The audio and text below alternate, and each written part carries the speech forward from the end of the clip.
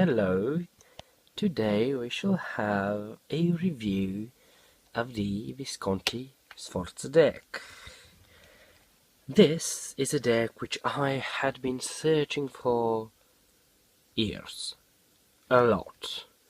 So this is the box. Okay, this is the box. We have some writing here, just let me focus. Okay, good. Okay, that's some kind of scratch, I don't know, again. Visconti Sforza deck. Here we have the publisher, the ISBN code. Same thing over here, so good. Let's get to the cards themselves. Okay, let's throw that aside. Okay, first. Inside of the box you have the cards and the little white book, obviously. Okay, nothing inside. Okay, so this little beauty, the book, it is written by Stuart Kaplan, leading tarot authority.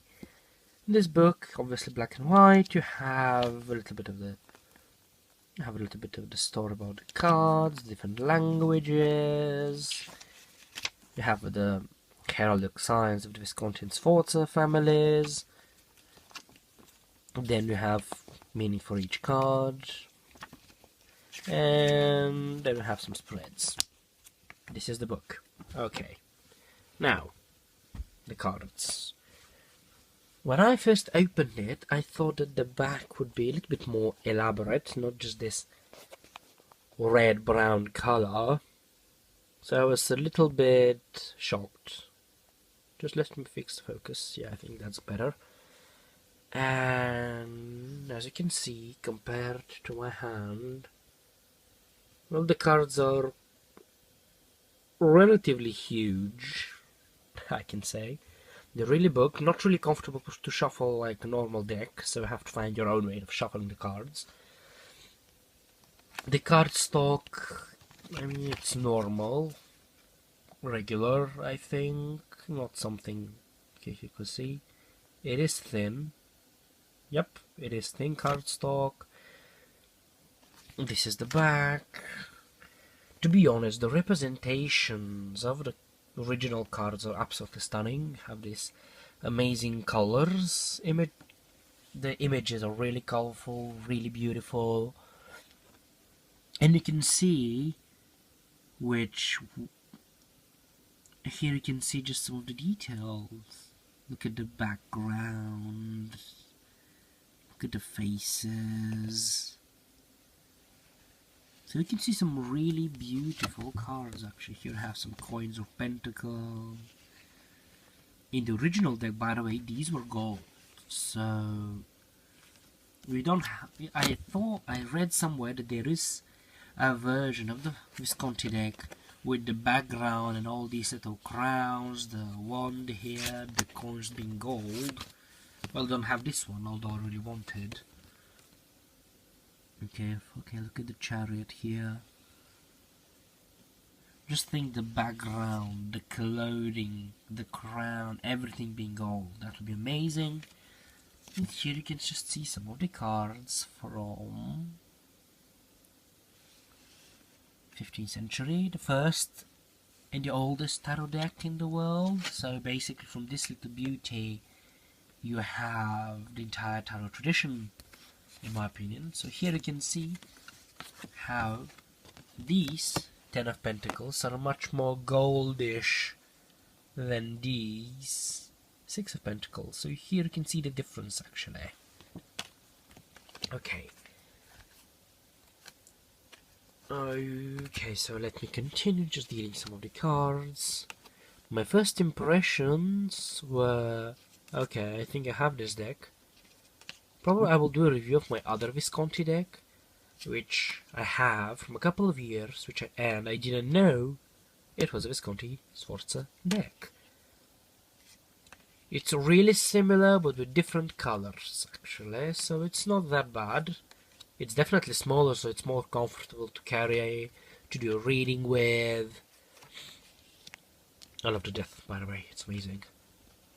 And when I have this deck, I was so happy because finally I have it, like, because of its historical significance and so forth. I was really, really, really happy of possessing the Visconti Sforza deck. And to be honest, I had some really interesting and consistent readings with it. So yes, why not? I'm working with it on a daily basis. I have found out for myself that pip cards like the Visconti Sforza or the Tarot of Marseille, I have this one here. Sorry about the tremor. I'm one-handed here. The pip cards are really good at showing the questioner and the reader where the energy is moving, its direction. Oh, we have 2 aces. So you can see really the energy, whether it's abundance, more psychological, more emotional energy, more analysis to be inquired, and those kind of stuff. So basically, pip cards allow the reader to see a very, very, very clear, very broad picture of the energy of the questioner's life. So I'm getting more and more, how to say it, I'm more drawn to read with pip cards, because also these kind of cards allow my intuition to be more active rather than the Rider-Waite-Smith tradition. It's a great tradition, I run to, but you don't have the pictures, and just the picture limits the reader to some extent. So I find it much more easier to work with these, because these allow me to have much more great understanding of the question, of the energy of the cards, of the energy of the questioner. So why not? And to be honest, I love this deck. You know, me, as a person who loves history, having this historical deck is amazing. By the way, you know, the tower is missing from the original deck, so it's recreated. Also the devil, which I think is somewhere in between the other cards. So here, I'm just showing you every single card of the deck, which is absolutely amazing. It has this grateful energy, it has this great energy. It's a really powerful deck, as I said, for all sorts of reading, personal or for some kind of inquiry or something. Just, it really does show clear energy, clear and absolute and wonderful energy of how things are in this moment, how things are going, and to which direction the things are going, and the subsequent result. So, my friends, there you have it. The oldest tarot in Europe and in the world, the Visconti Sforza deck, my recreation, which I absolutely love.